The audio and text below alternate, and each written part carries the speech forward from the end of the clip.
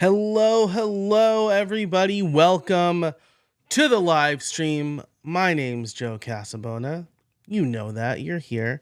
Thanks so much for joining.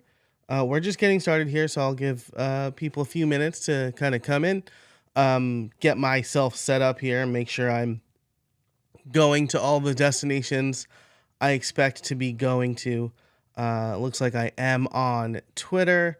This is like my favorite part of the day. I just kind of go through my profiles and make sure that I am live streaming where I should be. There I am on LinkedIn, going to YouTube where I am live, and then finally, lastly, and at least leastly for me, is Twitch.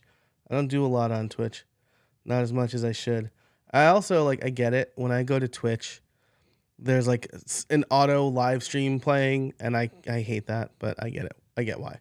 Okay, anyway, thanks so much for being here. If you are tuning in, let me know where you're coming from. Let me know who you are, and I'll give you a little shout out on the live stream. Now, if you're new to these, I have two things that I do to help podcasters. One is my main show. It's called Streamlined Solopreneur, streamline.fm. I have an episode every Monday, and then there's a membership associated with that, but that's not what I'm going to talk about here today.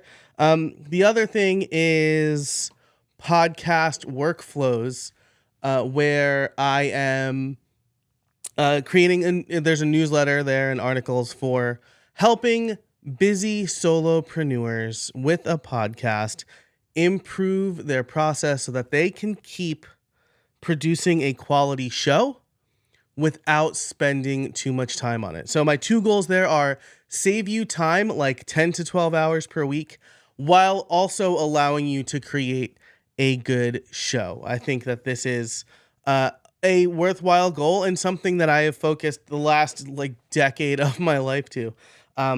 So if you are interested, you can head over to podcastworkflows.com/join and sign up for the free newsletter. Last couple things. I see people are coming in. If you are here, leave a comment. Let me know who you are, where you're coming from. And if you have any questions, I'm always happy to answer them, of course. So today we are going to talk about if you should stop doing interviews for your podcast. Now, this is kind of a hot button issue, right? Because most podcasts are interview podcasts. And sometimes when I present this idea to people, they are a little bit taken aback. They're a little hesitant. Because if you are not doing interviews, what kind of content are you creating? I think is the idea. And so there's kind of three areas I want to cover here for why you might not want to do interviews. One is from a content standpoint, one is from an authority standpoint, and one is from a workflows standpoint. And I should say right at the top here that I do an interview show. Streamlined Solopreneur is at this point predominantly an interview show. I have been I've been making an effort to move in the direction of more solo shows, with the caveat that I don't know that I would ever get rid of interviews for that show altogether. But never say never. I think that there's a lot of value for the mission. The mission of that podcast is to get people, help busy solopreneurs streamline their processes, right? And optimize their business. Mostly it's a very parent-focused podcast because I am a parent. And so I want to save parents who are running a solopreneur business or even like a small business time. And there are a lot of really smart people out there beyond me. And so their input and advice is welcome. That said, this has gone from a fully interview show to last year I was doing a solo episode every so often. Now I'm doing a solo episode every 4-ish episodes. and I'd like to get to 50-50. So that's my goal for Streamline Solopreneur. My other podcast Workflows, that is a fully solo show for me. It's me talking for 15 to 20 minutes, creating a great resource for potential customers of mine, right? Potential coaching clients. And so let's kind of dive into exactly why you should consider not doing an interview podcast, right? And maybe you're still planning your show and you're thinking about it and you thought, oh yeah, it needs to be an interview show. Maybe you are several years into it and you're like, I only do interview shows. How would I even consider doing a not interview show? There's a few things that we can walk through. So I'll also point you to this page, which I'll drop in the chat, which will show up in YouTube and I think Twitch. But it's over at podcastworkflows.com/mini. It's why this is positioned as a mini podcast. I definitely need to update it a little bit, but here's where I make the main case that you should maybe focus on a solo podcast, right? A short solo podcast. So let's start with the content standpoint, right? Maybe you've been in a situation, right? I think I know a lot of podcasters are in this situation where they have an interview lined up and then that interview gets moved or canceled, and now you don't have an episode for next week. Or you have a guest interview where there are a lot of technical issues, or it just doesn't go well. Their side of the recording is lost, or the whole recording is lost, or they go on a bunch of tangents and they don't really stay focused to the thing that you were supposed to talk about. I've had guests like that where I had them, I've had people on and I wanted to talk about a specific topic for my audience, and they just kind of started promoting their own stuff a lot.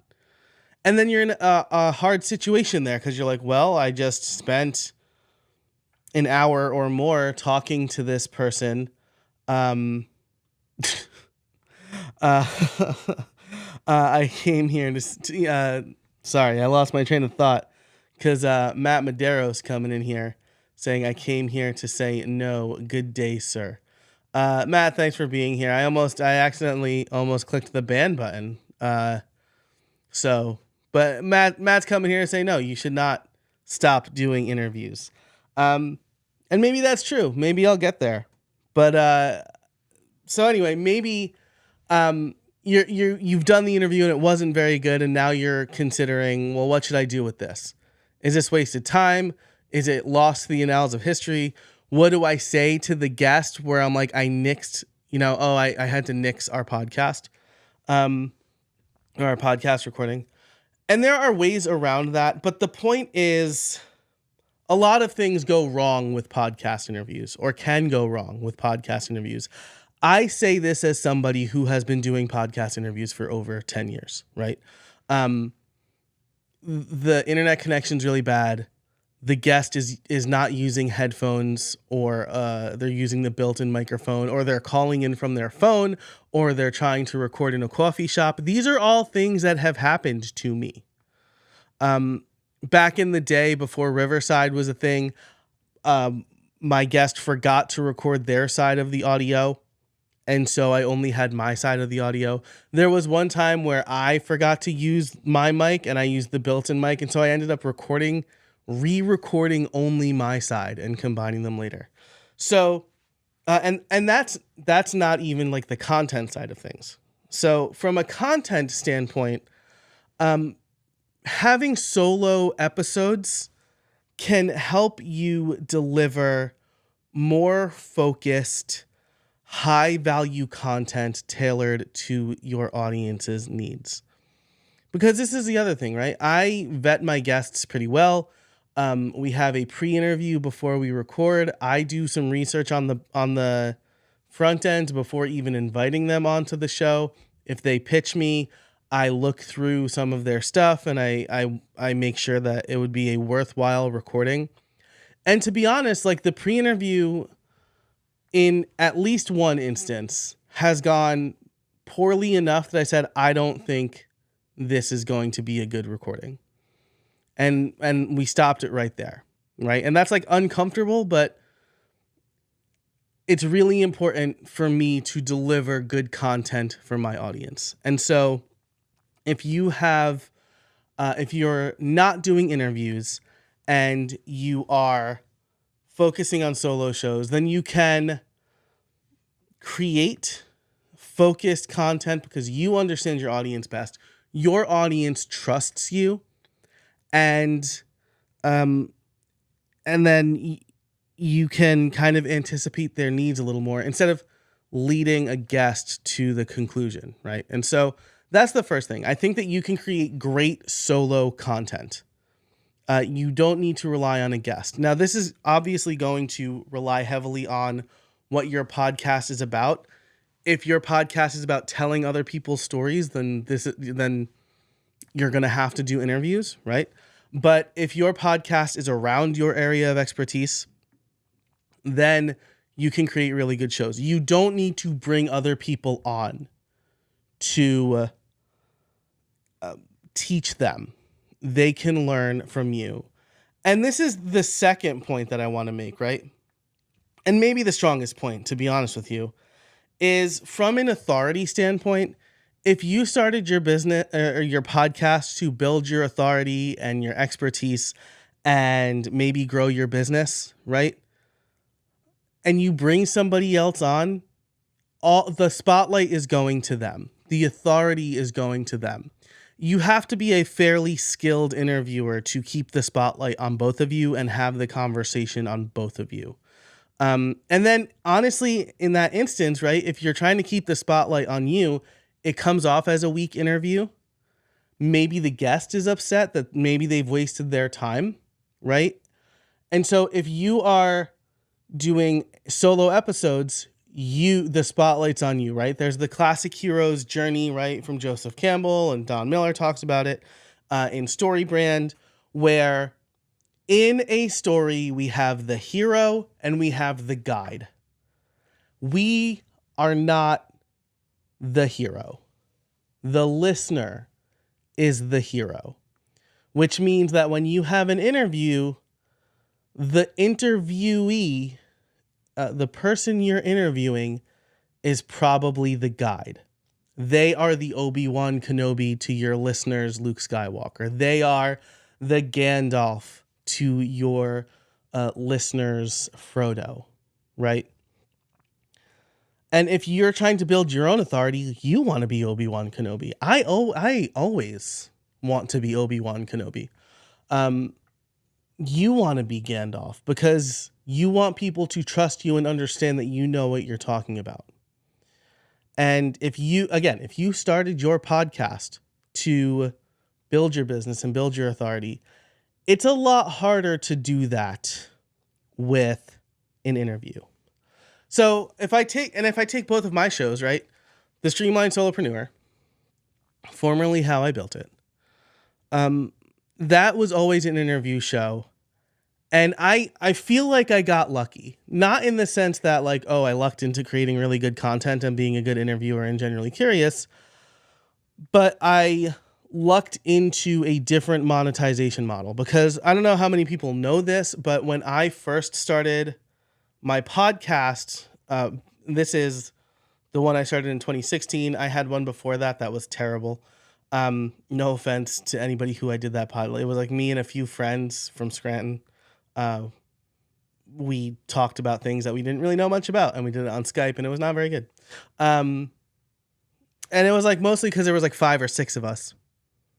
And like, that's just a really hard thing to do on a podcast, especially if the moderator is especially bad. So anyway, when I started How I Built It, now Streamlined Solopreneur, my goal was to interview WordPress developers specifically around a thing that I was teaching in my online courses so that I could point people to, hey, if you are interested in learning how to use Paid Memberships Pro, I have a course on how to use Paid Memberships Pro. And the problem with that was I had way more guests than courses, and I didn't do a good job of kind of cross promoting that. And I didn't prove to anybody that I could teach them effectively how to use those tools, right? Like talking to like my friend Jason Coleman was my first ever guest. He was great. And interviewing him does not tell the audience that I can teach them how to use Paid Memberships Pro or the Beaver Builder guys, right? Like they were hugely helpful in promoting my course because it was a really good course, but like I'm confident that my podcast converted no one who didn't already know me to buy that course. And the reason I lucked into it, into a monetization model, is because other people reached out and they're like, hey, we really love what you're doing with the podcast. We'd love to sponsor it. And so I started to make money that way, through sponsorship. And then like, I was like conflicted. Should I even promote my own stuff when sponsors are paying me? And now, of course, I feel like, yes, right? It is and if you feel uncomfortable, then like have 3 sponsorship spots and use one of them for your own stuff, right? Like maybe give your own stuff equal time to the sponsors. But I was really conflicted at that time. And, it was part of the reason that I was unable to really leverage my audience early on. And I'm doing a much better job of that now. And Streamline Solopreneur has obviously changed, right? I'm not interviewing WordPress developers anymore. I'm interviewing busy solopreneurs who are probably parents and trying to save time in their business and teaching my listeners how to save time in their business. But I am doing more solo episodes as well. That's more of a behind the scenes look at how I'm running my solopreneur business. It's not doing a really good job of showing people that I can help them with their podcast. But Streamline Solopreneur is also like, how people say like those who can't do teach. The Streamline Solopreneur is me doing, right, with a successful podcast. It's, depending on who you ask, in the top 1 to 4% of podcasts, right? It like routinely charts number 1 in good pods, maybe. Alex, hey, thanks for being here hanging out on X. That's been a really fun platform for me to stream to. I feel like it really boosts the numbers, which is weird because none of my other stuff on X ever does well. But thanks for being here. I really appreciate it.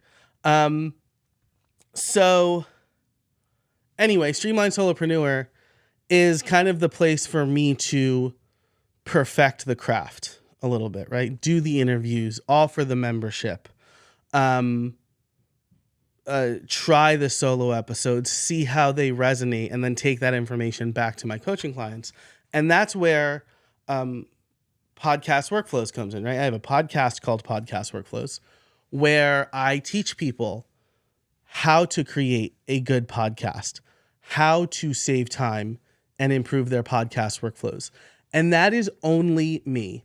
Very rarely will there be an interview with another podcast expert, not because I'm like anti that, right? And I will cross publish Streamline Solopreneur episodes over there. In fact, I'm doing one with my friend Sarah St. John, right? We had a podcast interview and she talked about her tools, and I think it would be very valuable to the Podcast Workflows audience. But that is solely for me to create a resource for people who are considering hiring me for coaching, or they're interested in being a better podcaster. And like the best way I believe to win clients is to be really, really generous with everything that you know. And Podcast Workflows is the place for me to do that. So that is only solo episodes. Video like a dad. Thanks for being here over on YouTube. It looks like, thanks for tuning into the live stream. Appreciate you. If you have any questions about anything I'm talking about, definitely feel free to drop them in the chat. If you're watching on LinkedIn or X, I will periodically check over there for comments because those are not pushed to me. If you are on, well, actually, it looks like X is somehow.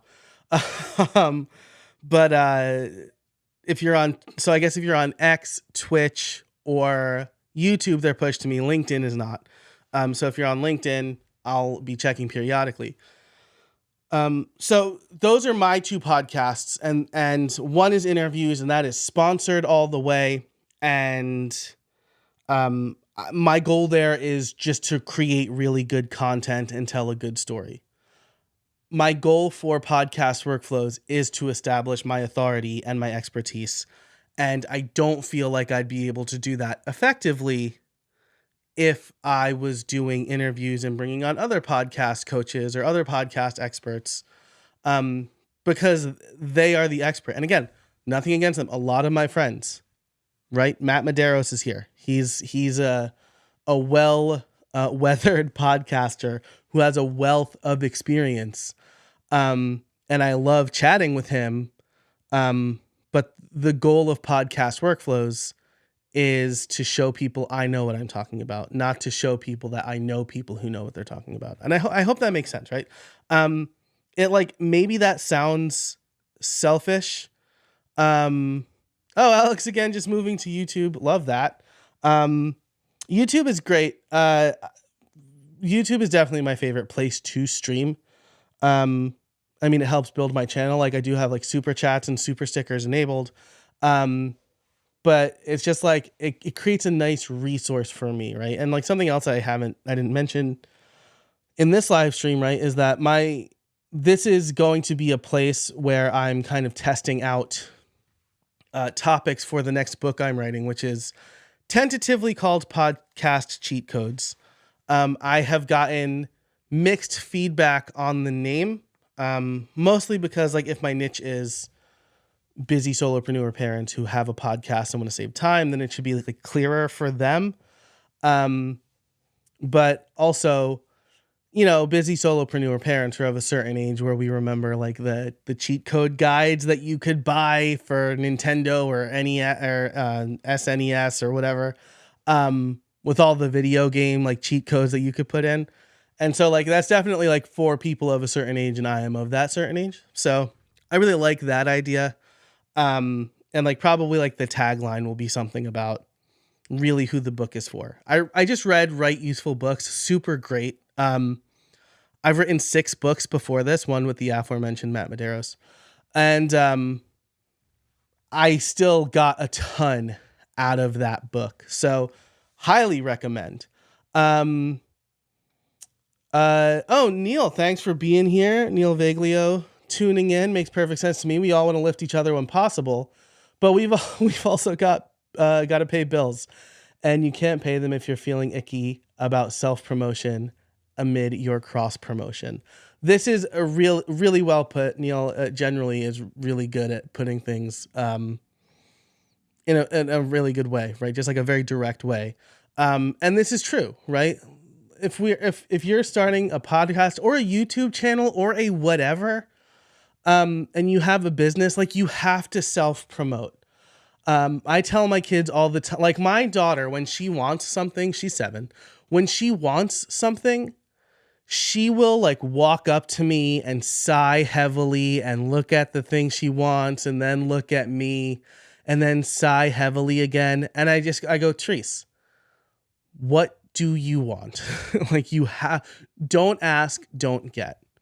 So like, I can't start a podcast where my goal is to get more coaching clients and then do the podcast version of sighing heavily and looking at the thing and then looking back at my audience and like frowning and sighing again. I have to be like, hey, if you think this advice is good and you believe I can help you, hire me. Because if the free stuff is this good, just imagine how good the paid stuff is.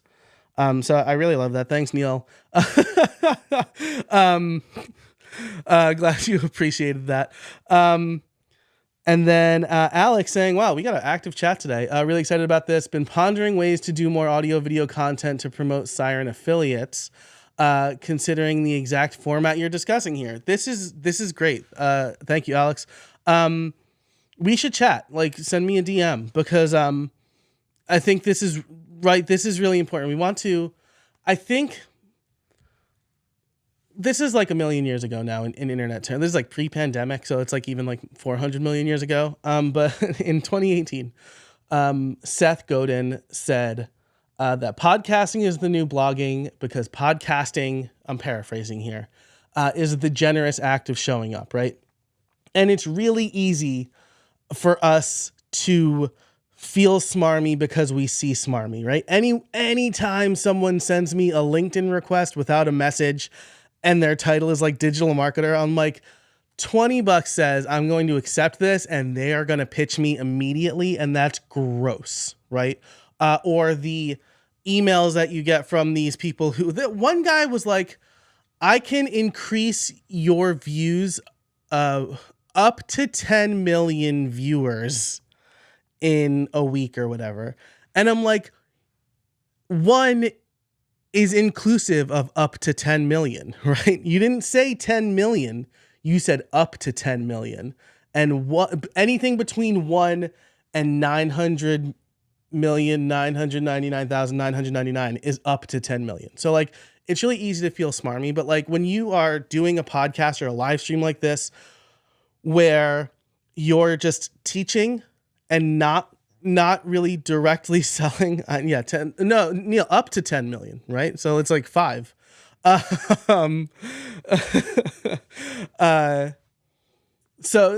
like, I mean, but this is the point, right? Like, our BS detector is high. Everyone's BS detector is probably a little bit high, especially like depending on the niche you're in.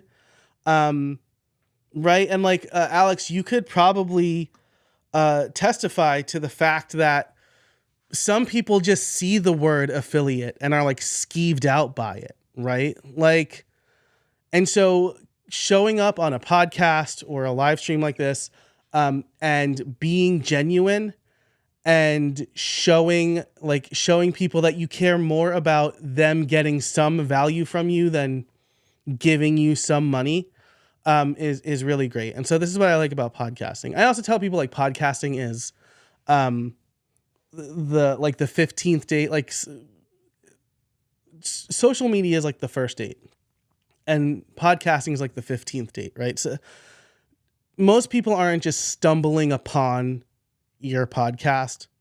And they might, right? Like, you optimize, right? I'm all about like optimizing the title and the tagline and the description, so people who are looking for that type of content can find it. But nobody is like, most people aren't like clicking through like on a social media post saying like, hey, here's a 30-second clip from my podcast, now go listen to the whole thing, right? Because that's kind of like saying, you say to your friend like, hey, I'm going to just go for a walk, I just need to like stretch my legs. And they're like, why don't we run a marathon? Like, no, I just want to take a walk. I'm not ready to run a marathon. So I think that, anyway, creating good content for people and being genuine is really important. And you could do that with a solo show, right? Because you're just kind of brain dumping. The immediate pitch is so off-putting. Yeah, I don't even respond to those. I just immediately like disconnect. If I was like dumb enough to connect with them, I will immediately like unconnect from them, right? Because that's like, it's such an incredible waste of time for everybody involved. Like, I can't imagine that works. It must. But like, you know, my VA last year, like I hired a VA for a short amount of time.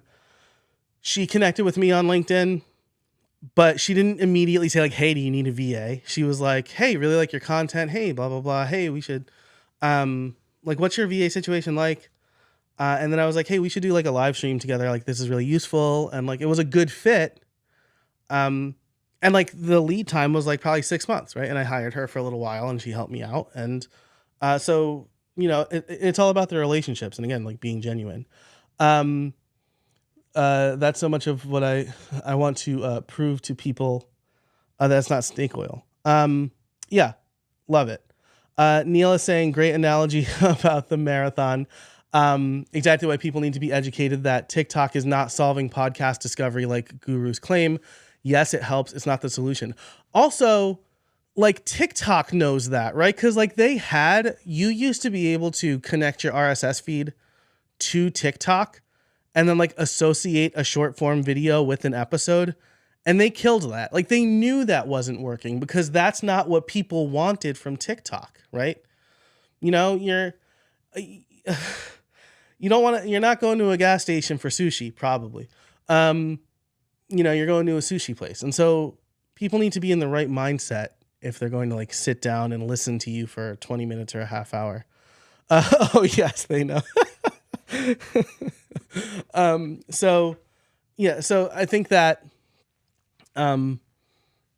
being genuine, showing up in the right places is really important. And yes, like use your podcast on social media to share genuine things from, like, I always tell people, like, a short form clip that's like a teaser for the episode is not the way to go, right? Like find a complete thought and then like maybe get people onto your mailing list, right? Because they'll be closer. Like if I'm going to overdo this analogy, like this is like, I'm really good at coming up with analogies, but then like I definitely overdo them.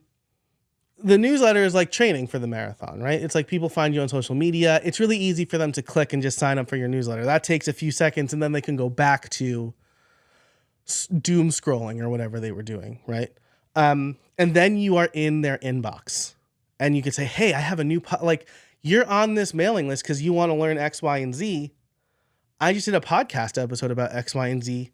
Check it out or subscribe, right? Like you want to push people incrementally towards your podcast. That's why I say it's the 15th date and not the first, right? You're not asking for the marriage proposal on the first date, probably, unless you're Ted Mosby. Yeah, but like, if they're on your mailing list and they see, oh, like maybe I should check this podcast out. Oh, I'm going on a car ride, right? Like I'm going to be in the car for an hour or two. And I want something to listen to. Maybe I'll check out this podcast, right? My friend Chanel Basilio was on, Neil, thanks for being here. I really appreciate it. I know it's like probably later for you, right? If you are where I think you are. So thanks so much for being here and for your input. Always, always appreciated. My friend Chanel Basilio was on Jay Klaus's podcast today with my other friend Becky, and Becky Davidson. BPD is what I usually call her, but a lot of people call her, I guess. And Chanel said that she got some really interesting insights from readers that she does these amazing, like if you haven't seen Growth in Reverse, like growthinreverse.com, check it out. She reverse engineers how people grew their mailing list and like the things that work. And they are very long, like thousands of words. And they're all really well done. Right. And she got feedback from readers that like, hey, I love your newsletter. I usually end up reading them all in one sitting, like once a month. Like they just binge her content, right? Because they get the email on Sunday and maybe they're not ready to read that on Sunday, right? They're not going to stop what they're doing to read that, but they want to read it. And so they pocket it for when they're ready, right? Pocket, not the service, but like put it somewhere safe for them to read later is what I mean. I guess maybe that's where the name came from.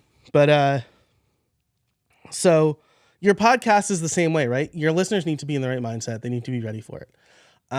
Okay, so I've gotten a little bit off the rails here, but this was really good. Thanks to everybody showing up in the chat. I really appreciate it. Great conversation happening today. Always good. When there's like crickets in the live stream, it feels like I'm just like kind of like yelling down a hallway. In an empty school, I guess. But so thank you everybody for the fantastic chat. Okay, so talked a little bit. Growth in Reverse, Alex, what was that website? I'm gonna type it in. Actually, here, I'll bring it up on the big screen. so y'all can see it. Growthinreverse.com. And I will maybe be better about going to a not 404 site, like typing it better. Okay, there we go. So it is Growth in Reverse. This is my friend Chanel. She's great. Huge fan of her work. Also lives relatively close, so we get to hang out often, every so often. So big fan of this newsletter. Chanel does great work, and also she helps me. She's gonna help me make this point, right? Because her newsletter grew really quickly in a very short amount of time because she was doing deep research, she still does, doing deep research, creating great content, generously showing up. And now she has people asking her like, hey, will you audit my newsletter? Hey, do you have a community where I can meet other people who are trying to grow their newsletter? Do you have a course where I can learn from you? She started the newsletter because she was curious and she decided to share what she was learning. And she just gave her first main stage talk at Craft and Commerce last week because she's been generously sharing. So newsletter is her medium. For some people, I fully believe in podcasting. That's definitely my medium. I obviously talk a lot. I write a lot, but I talk a lot. And so generously share is maybe the, right. I mean, the name of this live stream is should you stop doing podcast interviews? Because that's a question and it's a little bit inflammatory, and hopefully it got some of you here to learn some good stuff. But if you follow Betteridge's law of headlines, right? The answer, as Matt said earlier, is usually no when the headline is that, because if it's a question, then it's open-ended, right? If I fully believed you should stop doing podcast interviews, is what it would be called. But I think there's a lot of reasons to not do podcast interviews, or not only do podcast interviews. So especially if you're trying to create content to establish your authority, a solo podcast is better. That doesn't mean you can never have guests, but your focus should be on how can I best teach what I know to my potential audience. And that brings me to the last point here that I have prepared, which is the workflow standpoint, right? When I put out a poll or a survey to my audience, I was a little, and I should probably bring this stuff up, but I was a little bit surprised at the results, because I thought for sure, for the question, where do you feel you spend the most time? The answer was going to be editing. But it seems like the people on my list are either not editing, which everybody should edit your podcast. They're either not editing, or they've already, that's something that they've already outsourced, right? And so planning and planning the content, coming up with content showed up a lot. And I get it, right? If you're doing interviews, you want to vet. You don't want to just have any schmuck who's I can come on your podcast. I had someone pitch me one time and they're like, hey, I want to come on your podcast and talk about my conference, and it has to be, our interview has to be out by July 1st. And I'm like, cool. What you're talking about is a sponsorship. You want me to talk about a specific thing for a specific amount of time. That's a sponsorship. If your conference was about, how to better use your iPhone or something, I don't know, WWDC's on the mind, I guess. How to better use your iPhone, and you want to come and talk about the top 3 things most people aren't doing with their iPhone, maybe that's a good topic, right? But just saying hey, I want to talk about my conference, right? Or hey, my book comes out next month. Have me on to talk about your book. That's a terrible pitch. But hey, my book, I'm interviewing Katie Brinkley in a couple of months about her book called The Social Shift. But like, first of all, I pitched her, right? Because her book is great and what she talks about is great. But we're not just going to talk about her book. We're going to talk about like a specific section of her book. And then hopefully that'll get people to buy her book, right? But my point here is, right, you have to vet your guests. You have to do some research. If you're not doing it lazily, then you also have to come up with good questions, right? Because you don't want to, like, you don't want your guests to be on like the press junket that like movie stars are on, right? Where they just kind of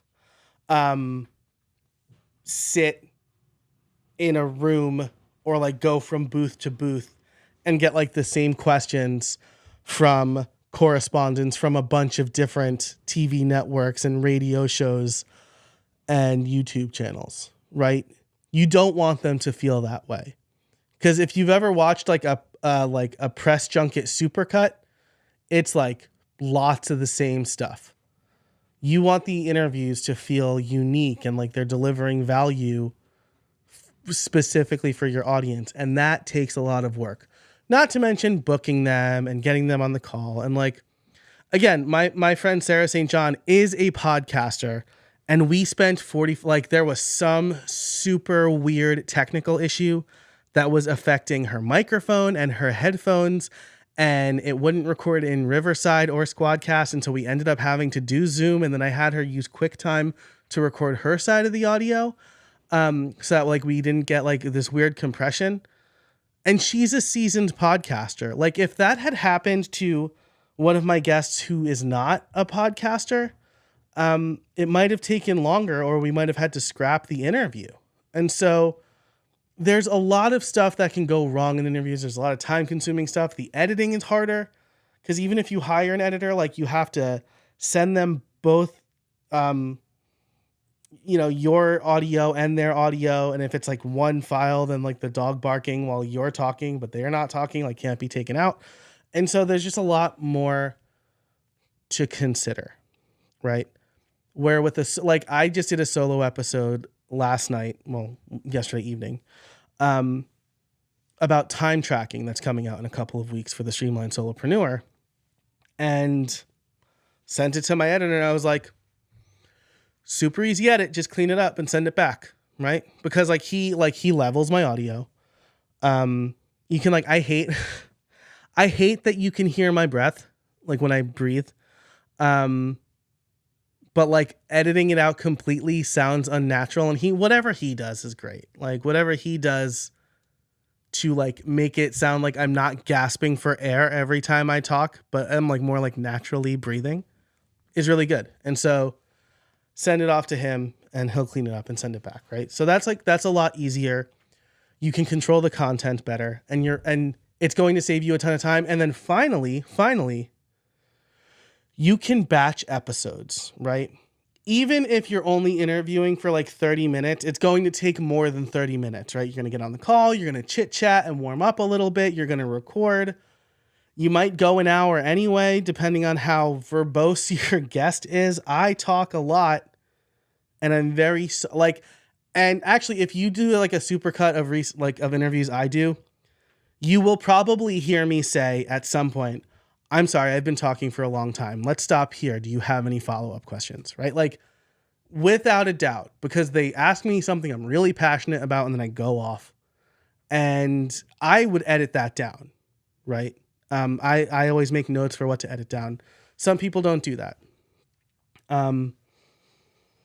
You can control that with a solo episode, right? Even if you go off topic, you can stop recording or like just edit that out and then keep recording. And so it's going to be easier. And then you can batch those episodes. So if you're shooting for 20 minutes, you can record 2 or 3 episodes in an hour, maybe like an hour and 10 minutes, right? Or you can record 4 episodes over an hour and a half. And now you have a month's worth of content where no one canceled on you and you're not panicking at the last minute.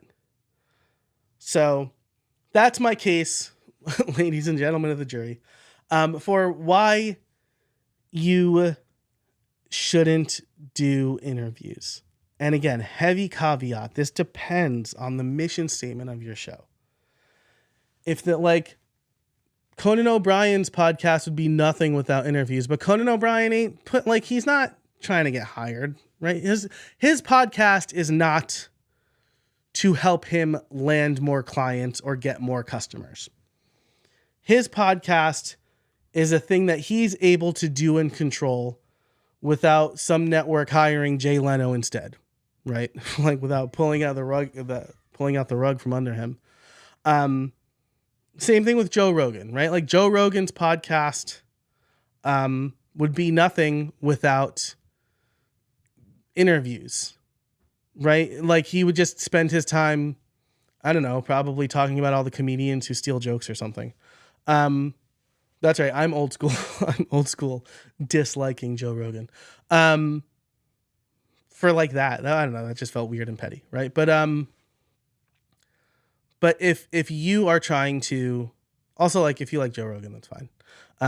He's not my cup of tea, and I can't listen to his podcast in the car with my kids anyway because he's got a potty mouth.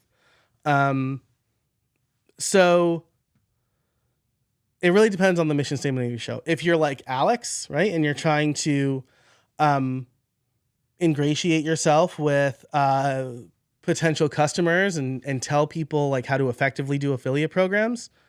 And then like you could be like, by the way, like Siren Affiliates is a really good thing, right? Like here's why we do things differently, right? I'm making an assumption, Alex, that like Siren Affiliates is like for people who want to do affiliate programs. But maybe like it's a way to manage affiliates or something like that. Like Alex is still here. I'm really sorry. If you want to give me like the elevator pitch, I can correct that on the record, right? But the point being, right, if you have a show and you're trying to establish your expertise or you're trying to put out good content that helps people, you don't need to do interviews, right? If you're an outdoorsy person, you don't need to have Bear Grylls on your show. You can tell people the five most important things you learned being in the woods. Dead on, dude. Thank you. Great. So, check out Siren Affiliates. I certainly will. This is really timely, actually. I just interviewed my friend Justine Gallia, also at ConvertKit, about like what makes a good affiliate program. And so could be some good synergy or something else to mention.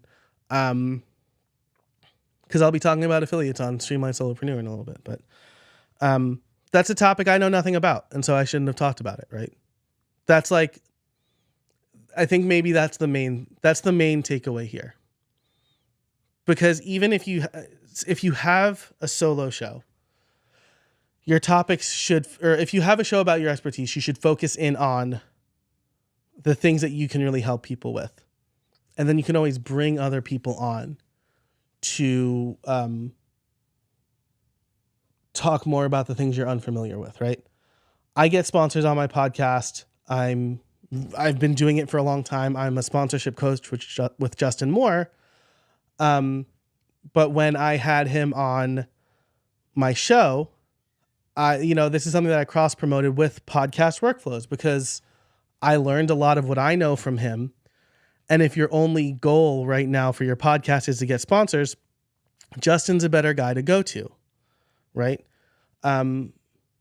So I think that's really important, right? There's no black and white answer, obviously, but if you are trying to put out a good podcast, trying to save yourself some time and establish your expertise and create like tighter content, solo shows are the way to go. I really believe that. I also feel, this is not something else I said. Now I'm like in a soapbox a little bit, but everyone has an interview show. Everyone has an interview show. The first few podcasts were like white guys talking about Apple, right? And then how stuff works, right? But it's like a couple of people going deep on a topic. Then as remote interviews got easier, people started doing more interviews. And now they're super easy with tools like Zoom, which I don't think you should use, but like Riverside and Squadcast. Super easy, right? Ecamm Live, super easy. And so that's what people are gravitating towards now. And if you have an interview show, it's easy to just be like, well, we're going to have a casual conversation, right? A casual, unedited conversation. No one wants to hear that, right? No one wants to, especially if you have a friend on. Like I had my friend James Laws on my podcast a while ago, and we went on, I called them side quests. We went on a bunch of side quests. And I let my listeners know in the beginning, like, hey, James and I go on a lot of tangents in this episode. I put chapter markers in so you could skip over them if you want. And so the people who didn't care, or maybe knew both James and me, listened to the whole thing. And the people who were just there to talk about like how it's like two older guys are trying to use TikTok, which I think is what we mostly talked about. They were able to get that. So, gosh, I forgot why I started that point, but, it's, I guess I've run out of steam here. Oh yeah. It's easy to like rest on your laurels and just say like, I'm doing an interview and we're going to have what I think is an interesting conversation. So other people surely will too. And not put a lot of effort into your episodes. When you're doing a solo show, you want to make sure you deliver, right? So I do an outline. Sometimes I fully script it. Like when I write an article for podcast workflows, I'll use that as the basis for a script for that episode. And now I have 2 pieces of content, but I find myself putting more effort into the solo shows because I don't want to do what I've done here, right? Live streams are a little bit different. This would make just like a god awful podcast episode without heavy editing. So if I'm going to create, and I'm going to, because this is like one of the topics I want to have in my book, I'm going to create a better outline than the one I had here. I'm going to fill it out more, and it's going to be tighter, and it's going to be 20 minutes or less. And doing that gives people something that they can listen to quickly that will deliver a bunch of value for them. Okay. Thank you everybody for being here. Lots of comments, lots of great discussion. People have just joined. If you're just joining and you have a question about doing interviews or solo shows, let me know. I'll keep an eye on this and over on LinkedIn. If you're on anything but LinkedIn, it should get pushed to me. If you're on LinkedIn, I will try to figure out how the comments work there because it's confusing sometimes. So I'm really sorry if you left a comment and I haven't heard and I haven't seen it or addressed it. I haven't seen it come up either in my notifications or in the comment section on LinkedIn. So, but yeah, I'll wait a little bit. I'll vamp a little bit. And then if questions are coming in, I'm happy to answer them. So, I'll point you to podcastworkflows.com/join again, because this is the kind of stuff I talk about all the time. I'm working on a new email for the welcome sequence there.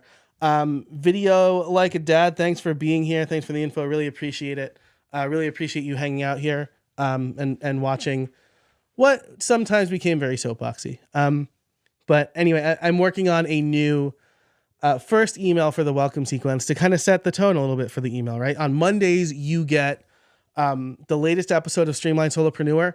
But because it's a podcast-focused newsletter, there's also a behind-the-scenes section about something interesting that happened behind the scenes for that episode, right? Or something I was considering for that episode. So you'll get a little bit of a behind-the-scenes look at how I am producing my 75% interview, 25% solo show podcast that is sponsored. Actually, I think I have a full deck of sponsors coming up. I sold all the inventory, which is pretty rare. And very exciting. So you'll get behind the scenes look there.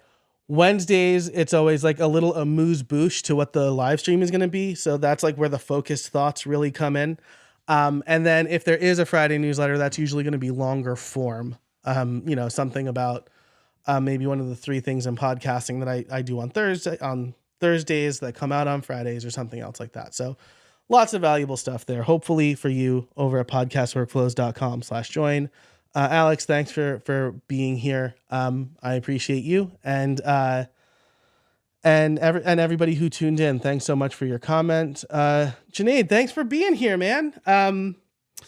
Really excited to see your name pop up. Thank you so much. I'm glad you didn't get too much of me yesterday. Junaid and I are in a mastermind together where I got some really, really great advice yesterday. So, yeah, thanks so much for being here. Okay, I think that's a good place to leave it. We are at 5 to the top of the hour, and I need a drink of water from my Streamline Solopreneur drinking vessel, but I'm not going to do that in the mic because that's gross. So thank you so much for watching. Again, head over to podcastworkflows.com/join if you want to join the mailing list.